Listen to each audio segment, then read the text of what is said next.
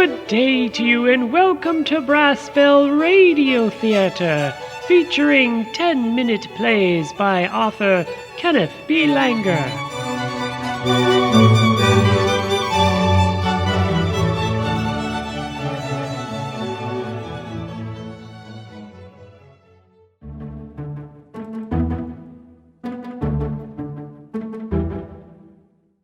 Welcome to episode number 3, Find the Mole. Two spies come together for a secret meeting in the hopes of rooting out a mole in their clandestine organization. As the curtain opens, we find Agent Dorr, a spy wearing business clothes and a long overcoat, sitting on a bench in a public park reading a paper. Agent Window, another similarly dressed spy, enters the park and heads toward the bench.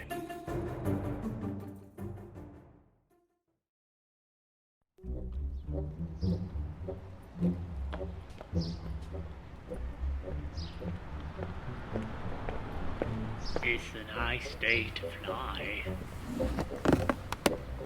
I say, it's a nice day to fly a kite. Yes, I'm all right. How are you? No, a kite. You're supposed to say it's a nice day to fly a kite. Well, certainly it is. The sun's out, the birds are singing. No, you fool, it's your call sign. Now try it again. Oh, right, the call sign. It's a nice day to fly a kite.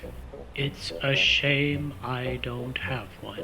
Oh, that really is a shame. I passed a shop on my way here. I bet we could get one for you. Turn around and be quiet before someone notices we are talking. Oh, right. We don't want anyone to notice that there are two people talking on a public bench. You're Agent Dorr? Quiet. No names.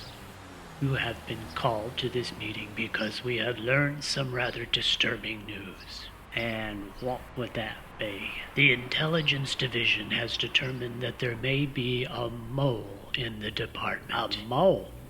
Oh, that's terrible. Those little critters can dig tunnels for miles, and they're smelly, too.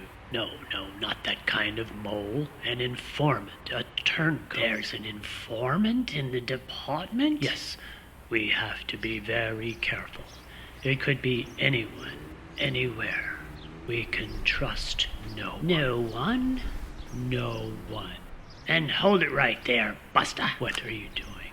Put that gun away. I am apprehending the mollusk. It's mole, and I am not it. Touch my nose, not it either. Listen. The chief called this meeting because he thought we could be trusted to work together. The informant is in deep hiding, which means it is neither one of us, so put your gun away and sit down before someone takes notice. All right. What do you want me to do?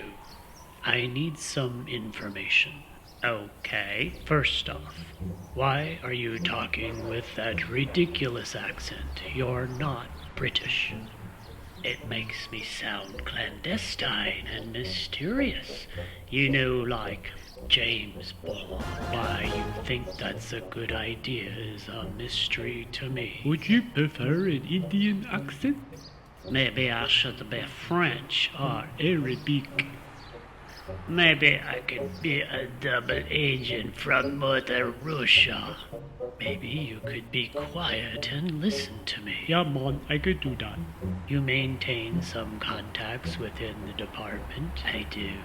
I have here a list of 4 names.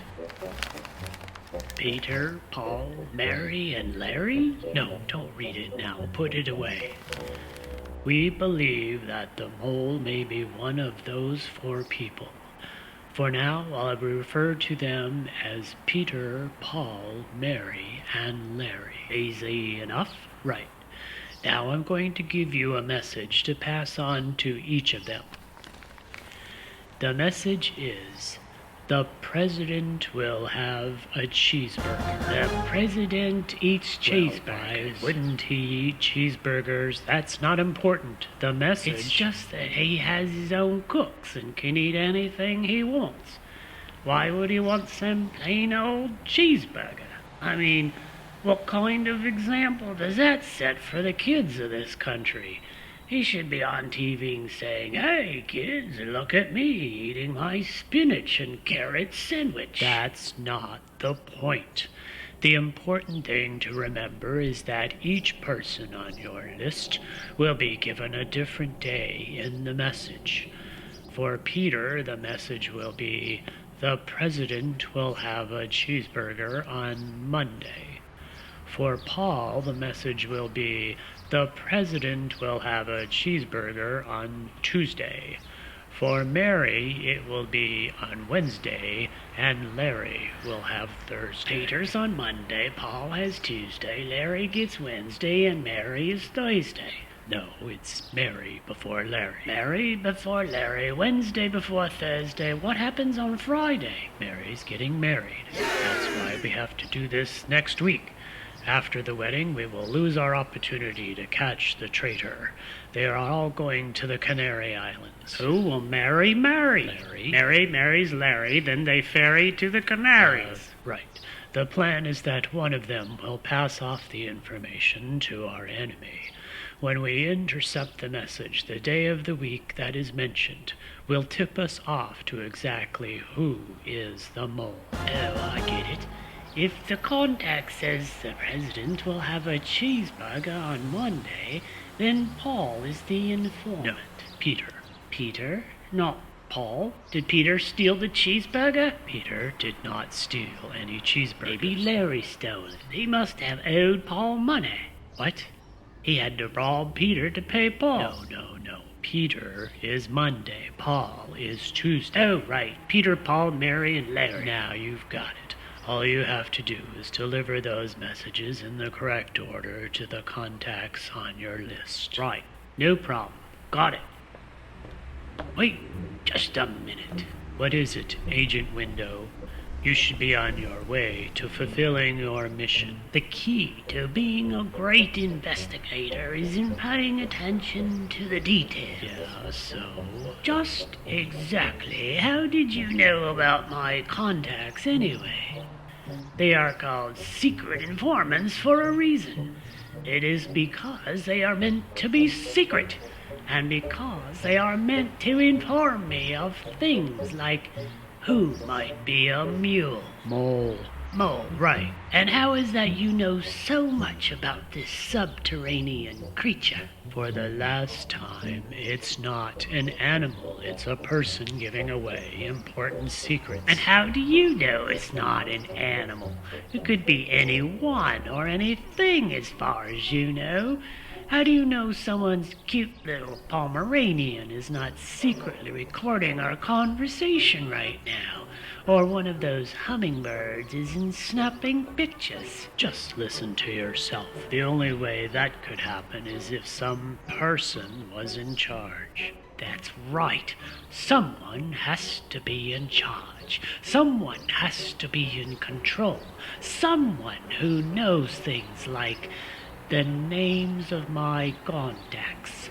No one could have known them. That could only mean one thing. You are the moron. Mole. Yes, mole. Whatever little furry thing that is, you are it. Now stand up and put your hands behind your back. You are under arrest. You're doing it wrong. What? That is not the proper way to hold your gun against a perp. Hold the weapon with both hands. You're right-handed, so the right hand has forward pressure, while the left hand resists the right. Right foot behind the left, with weight mostly on the left, and the gun at eye level. Now shoot me. Put that gun right there on my forehead and shoot me. What? Shoot me. You claim that I am the traitor to my country and have divulged information that has compromised our agents. It is your duty to shoot me. Only if you resist arrest or threaten my safety or the safety of others. You mean like this? Now shoot me, Agent Window. I can't. The reason I know the name of your contacts is because I am the one who assigned them to you. Oh, you very nearly killed a falsely accused agent. Oh, I'm a terrible agent. I can't seem to do anything right. No argument here. You know, all this time we have been looking for a mole. Someone in the organization who is clever enough to steal information and give it to our enemies, who then use that information against us. I now believe that we may have gotten it wrong all along. What are you talking about? I think maybe you were right. I was? We don't have a mole. We have a moron, and that moron is you. No one has been stealing information that threatened our operations. It's just been you screwing them up, and in the process endangering our agents. Tell me something, Agent Window. How did you ever make it out of the academy? My father? Ah, yes, the senator. Every low test score, every failed qualification, every poor evaluation was remedied by his power and his money. But it's the rest of us who are paying for it. Oh, what am I going to do? All I ever wanted to do is be an agent. Are you going to send me up? No, I think there may still be a good use for your talents. I have talents? I have another assignment for you. Really? Sometimes there are coded messages buried right in front of your own eyes. This section here, for example. The want ads? Yes, they can be full of encrypted messages. I want you to go through them carefully, one by one, until you find one that looks suspicious. Then I want you to apply for the position advertised and go deep undercover. Yeah? You will remain undercover for quite some time. I want you to make a careful and detailed file of their activities. Then you will report back to me in, say, 6 months, or maybe a year or so if things go well. I got it, sir. You can count on me. I will undertake this assignment with the greatest of enthusiasm. Good to know. I will contact you when I am ready. Do not make any attempts to contact me. Understood. Good luck, Agent. Thank you, sir. Oh, and tell your father I said hello.